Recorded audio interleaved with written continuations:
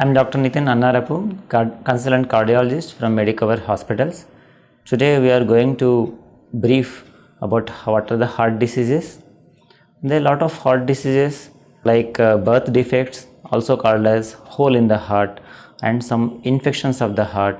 But most common and most hazardous type of heart disease is heart attack. It's also scientifically called as coronary heart disease. That is, coronary arteries are the blood vessels which supply the blood to the heart, and if they are blocked by some cholesterol material, that is called coronary heart disease, and in layman term that is a heart attack. Heart disease is the number one killer across the world, and the deaths because of heart disease are increasing day to day, and India is the global capital of heart related deaths.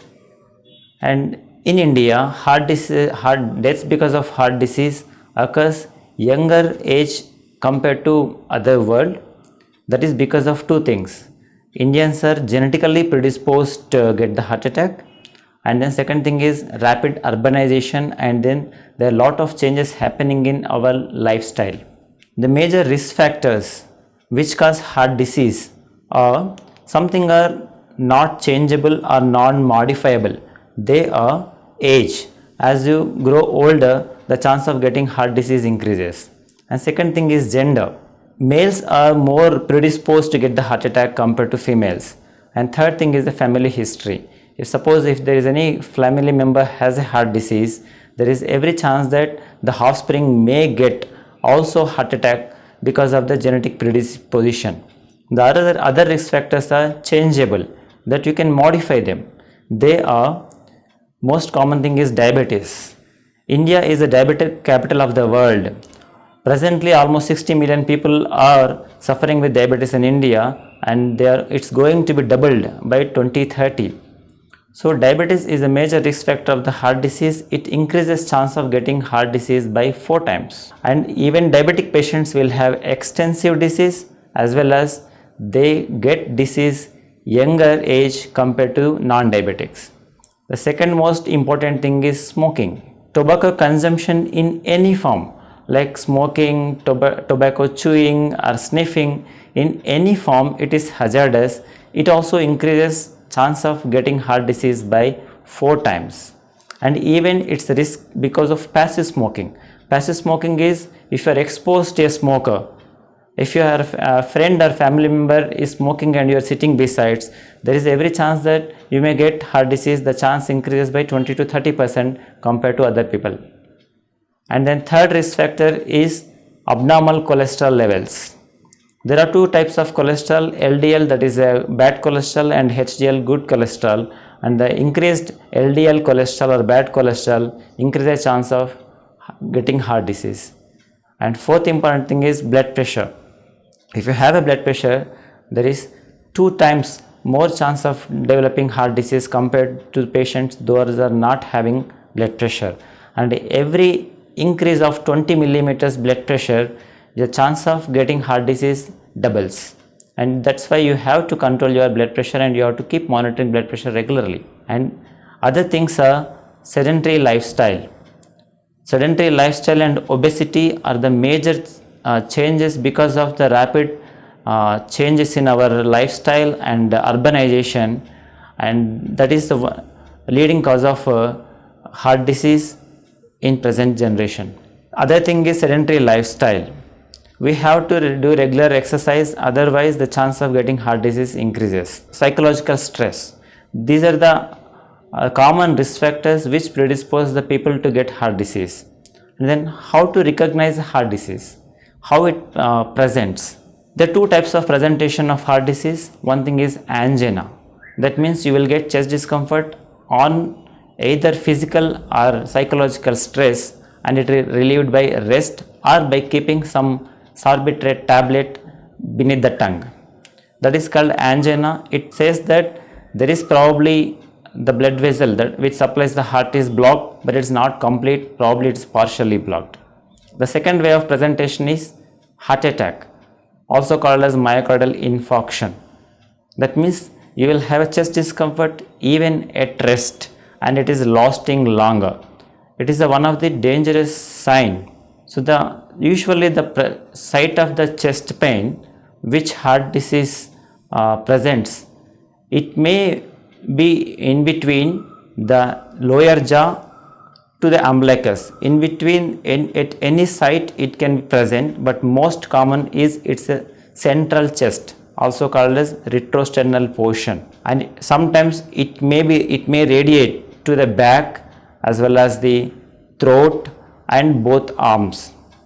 The type of chest pain, usually it will be some heaviness and squeezing type of sensation, and it's diffuse almost all over the chest, and sometimes it may be burning also. It's a very rarely pricking type of sensation or only pointed in location, and usually there will be lot of sweating and there is lot of fear. But 90% of patients may have these symptoms, but 10% of patients, they may not present these symptoms in spite of having heart attack. They may present like only some breathing difficulty or palpitation or some fear, and sometimes even fatigue, extreme weakness. Especially diabetic patients and elderly patients, they may have these type of atypical symptoms. And sometimes some patients may have silent heart attacks. They don't have any symptom at all and they may present later. They will visit hospital and then retrospectively they will diagnose the heart attack. So if there is any suspicion, you have to visit a cardiologist or any physician nearby immediately, because after getting heart attack, each minute is important. The minute means muscle. Each minute some amount of muscle will be damaged and then it will be life threatening, or sometimes you may not die but your heart will fail you because of muscle damage. So then what are the measures to prevent? How to prevent these heart attacks? First thing, you have to change your lifestyle. You have to check your blood pressure and diabetes, that is blood sugars, and then cholesterol levels regularly. And then if you are diabetic, you have to control your blood sugar levels, and you have to take blood BP medications, and you have to maintain those BP and blood sugars within normal limits, and you have to maintain cholesterol levels within the normal limits by using medication. And then physical exercise is the most important thing. It's advisable to do a regular physical exercise, that is minimum of 30 minutes per day, at least 5 days in a week. The exercise includes, it's an aerobic exercise of moderate intensity.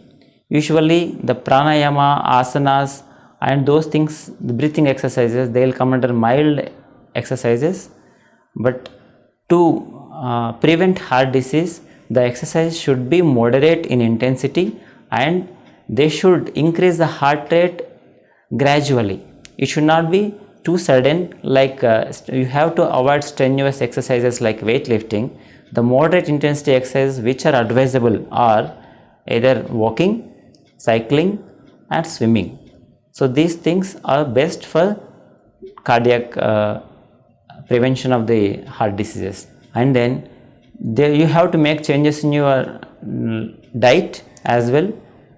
You have to avoid sugars and junk food, and then take more fruits, pulses, that is dal, vegetables, and then fish. Fish is a rich source of omega-3 fatty acids. It's a very good for your heart.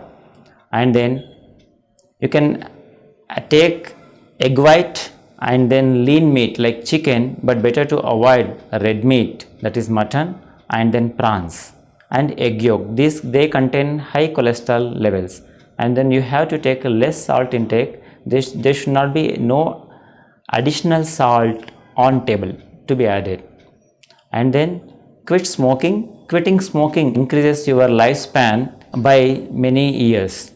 And then alcohol consumption, binge consumption of alcohol to be avoided.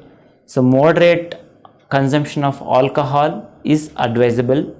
You have to do meditation and any types of ways to relieve psychological stress. By these measures, you can prevent heart attacks. And if any family member had a heart disease, Then after attaining age of 30 years, you should go for regular checkup. So you have to check your BP, sugars, cholesterol, as well as you have to go for ECG, echo and treadmill test on regular basis because of high risk of getting heart disease at younger age. And then usually the concerned cardiologist will advise ECG, echo and TMT to diagnose any heart disease. And if any of these investigations reveal abnormalities and if there is a high suspicion of you having a heart disease, then you will be doing angiogram.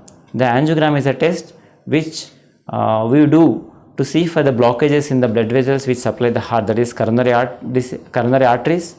And if the blockages are minimal or less, usually you will be advising medication, that is blood thinner and cholesterol medications. If there is any blockage, depending upon the severity of the blockages, then they will advise reperfusion therapies. Reperfusion therapies, there are two ways of reperfusion therapies. One thing is non-invasive. So if you have any chest pain and any doubt of heart disease, then immediately you need to visit a physician or a cardiologist nearby. Here in our center at Secretariat Medicover Hospital, all the patients who are presenting with chest pain and they are having some risk factor which predisposes them to have a heart disease, we do regular ECG and then 2D echo scan and then some cardiac biomarkers. They are the blood markers, so which releases upon heart disease like a troponin and myoglobin. These are the enzymes. Whenever the patient has a heart attack, so they will be released into the blood system. So they will be knowing by doing a blood test. So ECG, 2D echo and these type of blood test and sometimes treadmill test. We will be doing all these investigations and all the tests are normal and the suspicion of having heart disease is low, just we can keep them on medications and they will discharge. And if there is any high suspicion, then you will be doing angiogram. Coronary angiogram is a test where you will pass a small tube through the blood vessel of the hand and the tube will reach the heart, and then after injecting a dye, you will be knowing the status of your heart blood vessels, that is coronary arteries. By doing this investigation, you will be knowing whether the heart blood vessels are normal or they are blocked. If they are blocks, so then depending upon the severity of the blocks, we will be advising whether the medications has to be taken or something has to be done. In our center, if the patient is having blocks, we have a heart team approach. The heart team approach means what to be done in that patient, whether we have to put a stent or bypass surgery, that will be decided by the overall holistic approach by heart team.